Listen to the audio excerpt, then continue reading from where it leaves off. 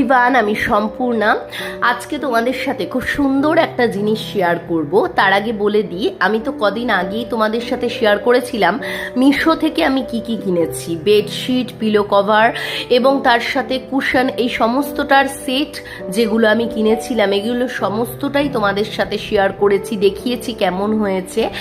এরপর আজকে তোমাদের সাথে যেটা শেয়ার করব সেটা আমি কিন্তু কিনেছি মিশো বা অন্য কোনো শপিং অ্যাপ নয়, এটা কিনেছি আমি ফ্লিপকার্ট থেকে। কারণ এই ধরনের বক্স টাইপের বা কভার টাইপের জিনিসগুলো ফ্লিপকার্ট, অ্যামাজনেই বেশি ভালো পাওয়া যায়। আমি ফ্লিপকার্ট থেকে কিনেছি। তার আগে বলে দিই, আমার কাছে কিন্তু পুজো মানেই শুধু নিজের জন্য শপিং নয়, শুধু জামা কাপড় শপিং নয়। পুজো মানে কিন্তু আমার কাছে ঘরটাকেও সাজিয়ে তোলা। পুজো মানে আমার কাছে কিন্তু শুধু নিজেকে সাজিয়ে তোলা নয়, ঘরের অনেক ছোটোখাটো দরকারি জিনিস কিনে সেটা দিয়ে ঘরটাকে সাজিয়ে তোলা হচ্ছে আমার কাছে পুজোর মিনিং।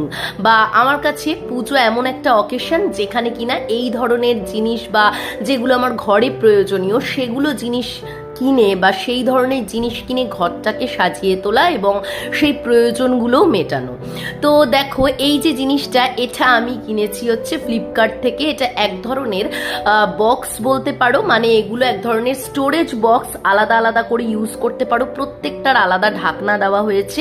আবার এইটাকে আমি যেভাবে দেখো সেট করলাম, ঠিক সেই রকমভাবেই এইটাকে সেট করে তোমরা একটার ওপর আরেকটাকে তুলে দিয়ে পুরোটাই একটা ছোট কাবার্ড বা ছোট এরকম স্টোরেজ আলমারির মতো ইউজ করতে পারো।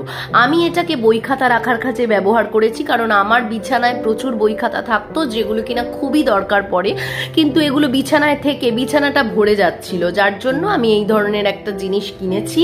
এই স্টোরেজ কাবারটার মধ্যে আমি সমস্ত বই খাতা, আমার প্রয়োজনীয় টুকটাক জিনিস ঢুকিয়ে রেখেছি, যার জন্য বিছানাটা হালকা হয়েছে।